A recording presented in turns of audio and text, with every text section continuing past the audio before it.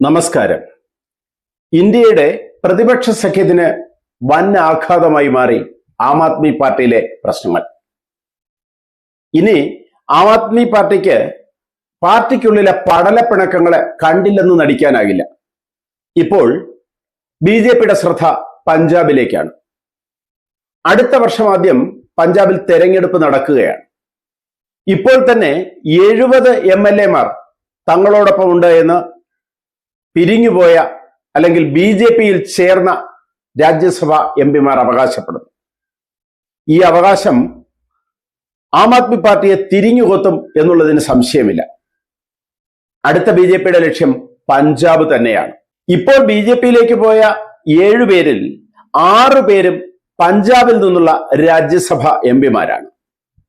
പഞ്ചാബിൽ നിന്നുകൂടി ആം ആദ്മിയെ പടിയിറക്കി കഴിഞ്ഞാൽ ഇനി ആം ആദ്മി പാർട്ടിക്ക് നിൽക്കാനൊരു സ്ഥലമില്ല. അധികാരവും അധികാര വാഗ്ദാനവും സമ്മർദ്ദവും പ്രലോഭനങ്ങളും ഒക്കെ നൽകി ബി.ജെ.പിയുടെ ശക്തമായ കരുനീക്കം.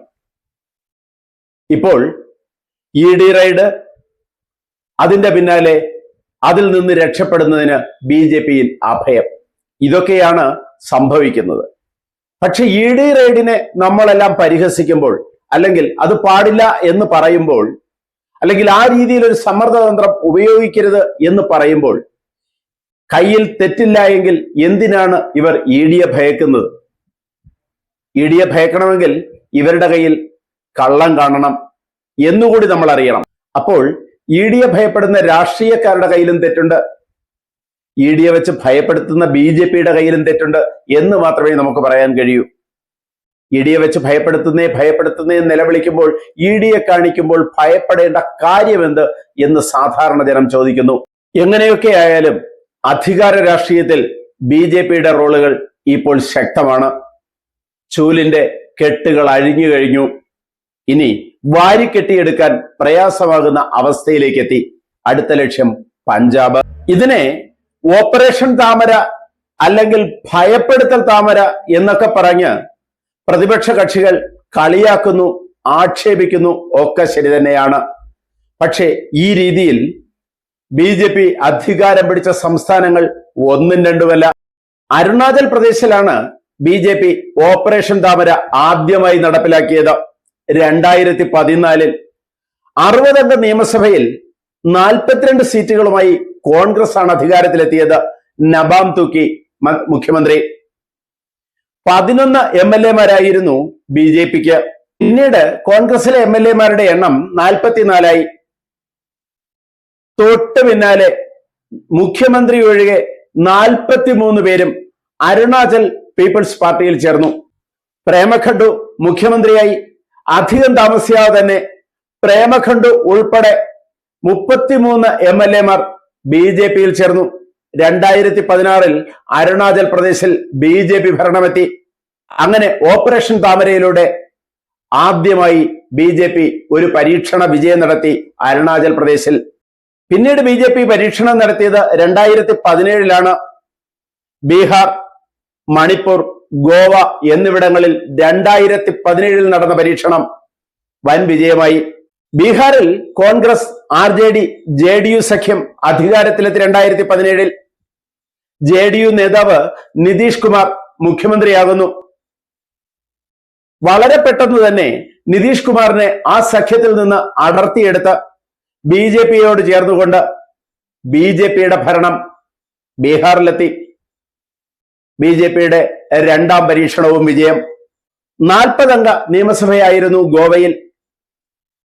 കോൺഗ്രസിന് 17 അംഗങ്ങൾ. ഏറ്റവും കൂടുതൽ അംഗങ്ങളുള്ള പാർട്ടി എന്ന നിലയിൽ കോൺഗ്രസ് അധികാരത്തിലേറാൻ തയ്യാറാകുന്നു. കോൺഗ്രസിനോടൊപ്പം മത്സരിച്ച ഗോവ ഫോർവേഡ് പാർട്ടിക്ക് 3 സീറ്റാണ്. ഗോവ ഫോർവേഡ് പാർട്ടിയെ ബി.ജെ.പി റാഞ്ചി. 13 സീറ്റ് കിട്ടിയ ബി.ജെ.പി ഗോവ ഫോർവേഡ് പാർട്ടിയും കൂടി ചേർത്തുകൊണ്ട് സർക്കാരുണ്ടാക്കി. 2017 4ാമതായി ബി.ജെ.പി ഈ തന്ത്രം പരീക്ഷിച്ചത് മണിപ്പൂരിലാണ്. 60 അംഗ നിയമസഭയിൽ 28 അംഗങ്ങൾ കോൺഗ്രസിൻ്റെതാണ്. ബി.ജെ.പിക്ക് 21 സീറ്റ് മാത്രം. 9 കോൺഗ്രസ് അംഗങ്ങളെ കൂറുമാറ്റിക്കൊണ്ട് ബി.ജെ.പി 30 അംഗം തികച്ച് ഭരണത്തിലേറി. മണിപ്പൂരിൽ ബിരേൻ സിംഗ് ആയിരുന്നു അപ്പോൾ മുഖ്യമന്ത്രി. ബി ജെ പിയുടെ ആ പരീക്ഷണവും മണിപ്പൂരിൽ പാളിയില്ല. നമ്മുടെ തൊട്ടടുത്ത കർണാടകയിൽ 224 MLA-മാരാണ് നിയമസഭയിൽ. അതിൽ 104 സീറ്റ് നേടി ബി ജെ പി ഏറ്റവും വലിയ ഒറ്റകക്ഷിയായി. പക്ഷേ കോൺഗ്രസും JDS-ഉം ചേർന്നപ്പോൾ 120 അംഗങ്ങളായി. JDS നേതാവ് കുമാരസ്വാമി മുഖ്യമന്ത്രി.